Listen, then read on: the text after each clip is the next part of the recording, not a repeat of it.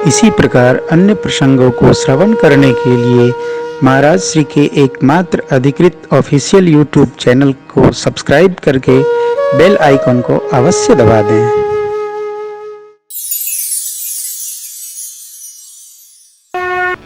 लोग कहते हैं हो राम कथा तो सुखी कथा है, तो सुखी कथा है तो इतनी अच्छी क्यों लग रही है भैया? राम कथा सुखी नहीं, वक्ता के जीवन में जब ही सूखा पड़ा है तो कथा भी सुखी हो जाएगी। आपके जीवन में यदि सूखा पड़ गया, अकाल पड़ा है, तो आप उसी को घूम घूम करेंगे। परिवार से प्रेम न करो, परिवार नरक की खान है। कहाँ खाओगे, कहाँ रहोगे, तुम्हारे कपड़े कौन धोएगा, कैसे चमकोगे? परिवार नहीं रहेगा, पानी देने वाला कोई नहीं मिलेगा।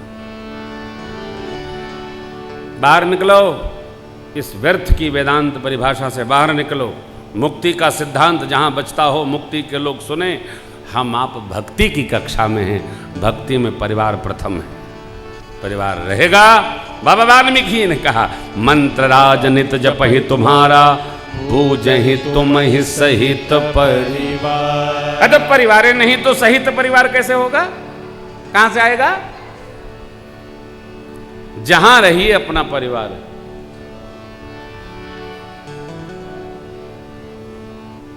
हम दिल्ली निकलते आते जाते अपने बच्चों के यहाँ हो जाते, समय नहीं होता, कहते हैं सड़क पर आकर चाय पिलाओ, पानी पिलाओ, जूस पिलाओ, सड़क पर मिलो। समय अभाव है, दिल्ली जाना है। कभी घर आते हैं, कभी मार्ग में मिलते हैं, लेकिन बच्चों के पास आते जाते हैं। क्यों? कि ये परिवार है। परिवार को बढ़ा के रखो और प्रेम से रखो यार। मेरे सरकार सरजू तट खेले तो सरजू के तीर आजू खेले रघुनंदन। कथा सुनिए ना, तो जहाँ जहाँ प्रसंग चल रहा है जीवन में कभी एक बार घूम फिर आइए, दर्शन कराइए। अयोध्या, मथुरा, माया, काशी, कांची, उज्जैन पुरी, द्वारिका, जगन्नाथपुरी, इन पुरियों में, सप्तपुरियों में जाकर पुरियों का दर्शन करना चाहिए। क्या है, अवश्य पहुँचिए। सरकार खेले, वापस आए, थोड़े बड़े हुए। यहाँ बाबा कहते हैं, देवी बाल चरित अति सरल सुहाए। मैंने तो गाया, वेद भगवान ने गाया, शेष नारायण ने गाया, सबने गाया। कैसा? अति सरल।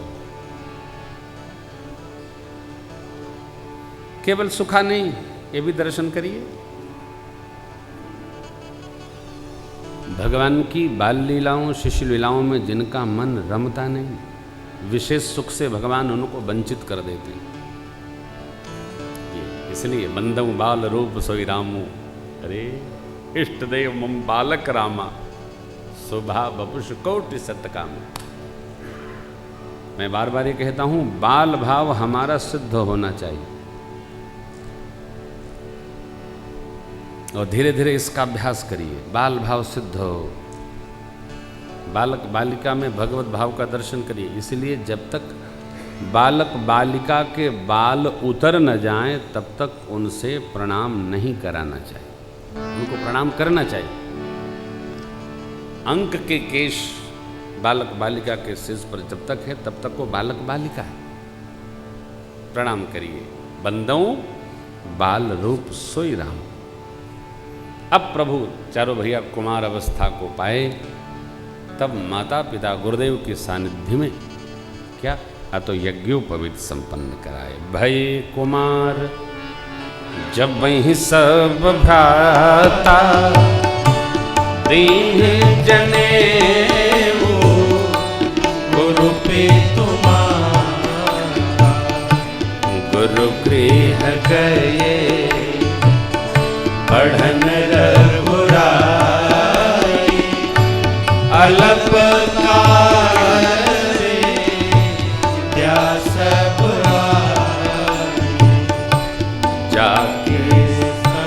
सहज श्वास शुद्धि चारी, सो हरि पढ़य कौतुक भारी, जाकी सहज श्वास श्रुति छाई, सो हरि पढ़य कौतुक भारी, जाकी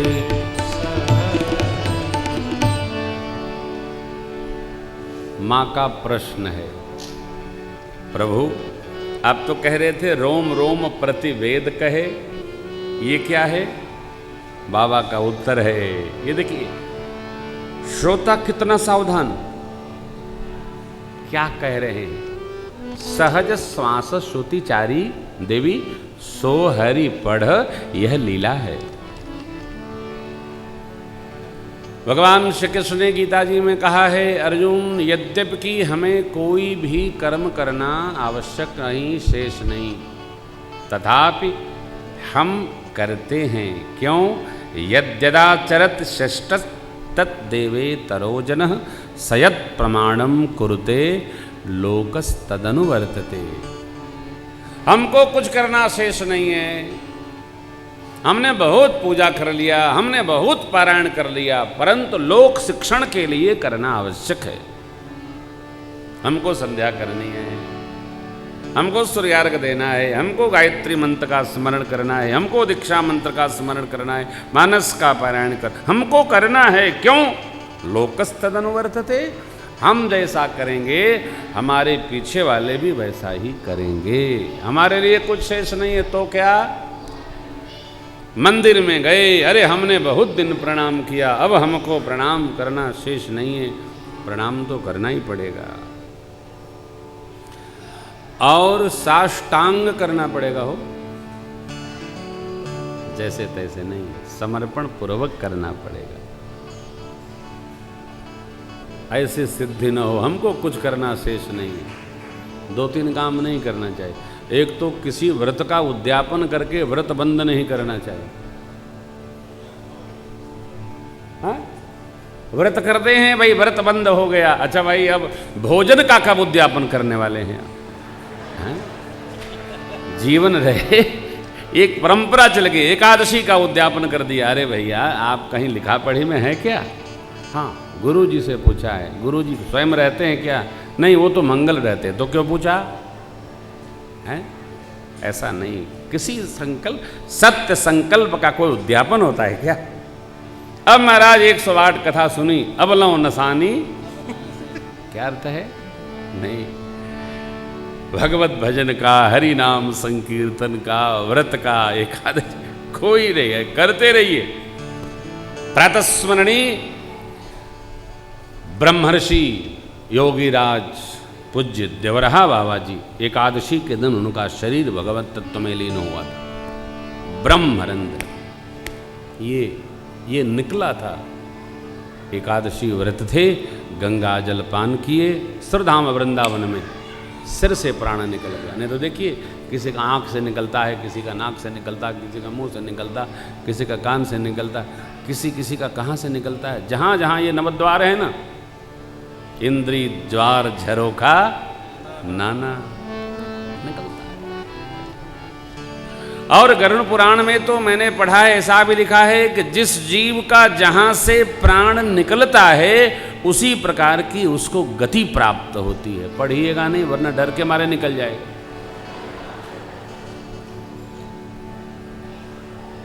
हमारे आदमी डॉक्टर साहब तो सब शोध करते रहते हैं।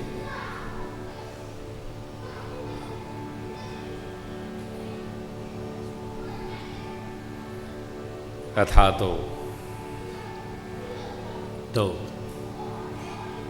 प्रभु पढ़ रहे हैं, माँ का प्रश्न, बाबा का उत्तर।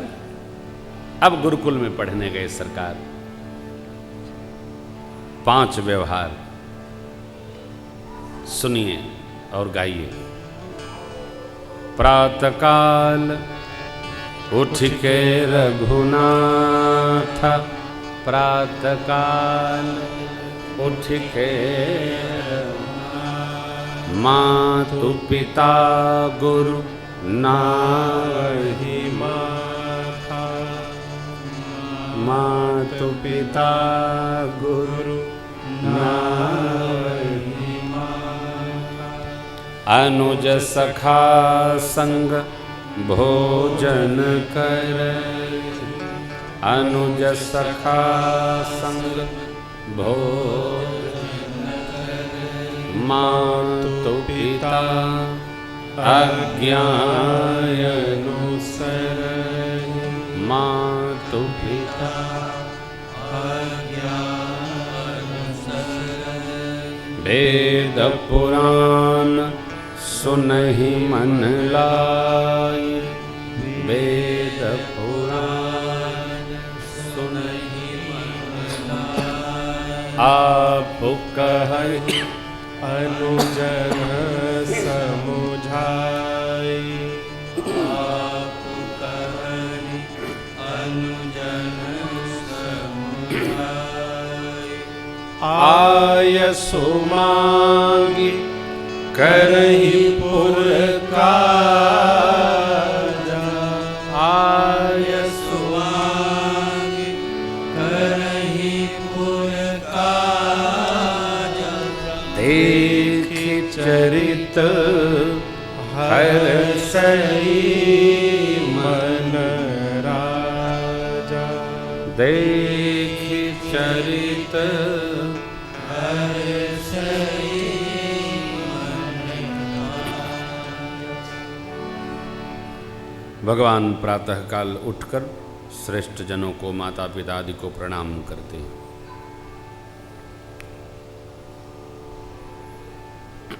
कैसे? माथ नवाकर। जहाँ जहाँ आप प्रणाम दर्शन करेंगे माथ नवाना लिखा है। यह कई नाई सबन कहूँ माथा, माथा। बदन पैठ पुनि बाहिर आवा, सुरसा जी के मांगा विदा ताहि सिरुनावा। प्रणाम हमारा समर्पण है। प्रभु मुनि कहूँ राम, दंडवत कीना आशीर्वाद विप्रवर दीना। प्रणाम समर्पण भाव रखते हुए करना चाहिए। इसकी भी बड़ी महिमा है। कहे कौन? कुछ बातें तो कहने ही बंद हो गई।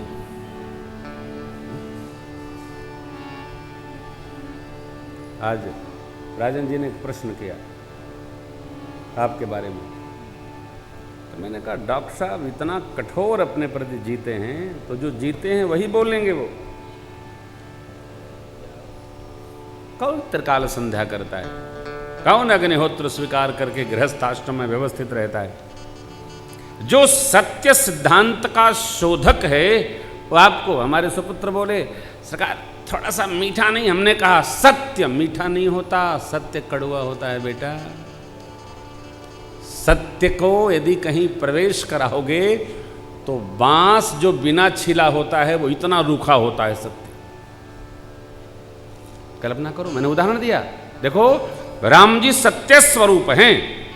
पूज्य पिताजी ने मां को वचन दे दिया और वही पिताजी कह रहे हैं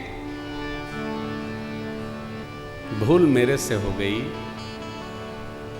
एक बात मेरी मान जाओ। पूज्यपाद गुरुदेव भगवान कहते हैं आज का पिता कहता है मेरा पुत्र मेरी एक बात माने, मेरी बात कोई मानता ही नहीं।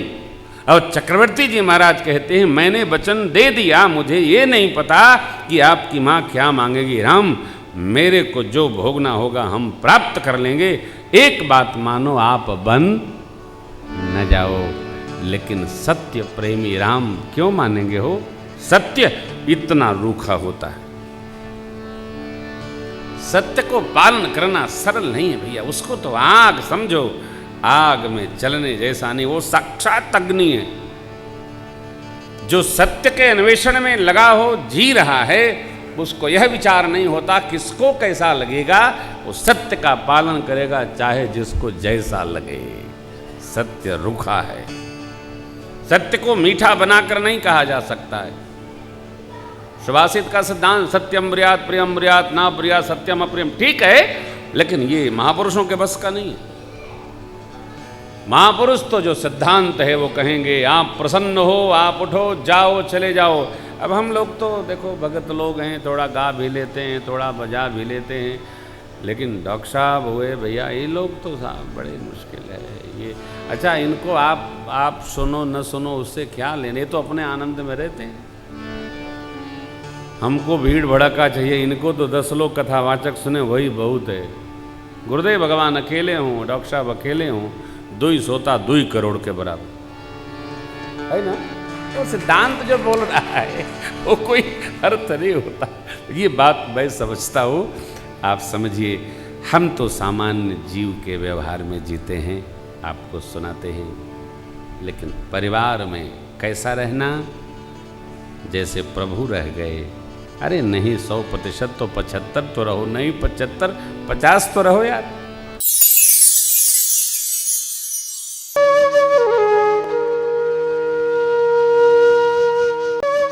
इसी प्रकार अन्य प्रसंगों को श्रवण करने के लिए महाराज श्री के एकमात्र अधिकृत ऑफिशियल यूट्यूब चैनल को सब्सक्राइब करके बेल आइकन को अवश्य दबा दें।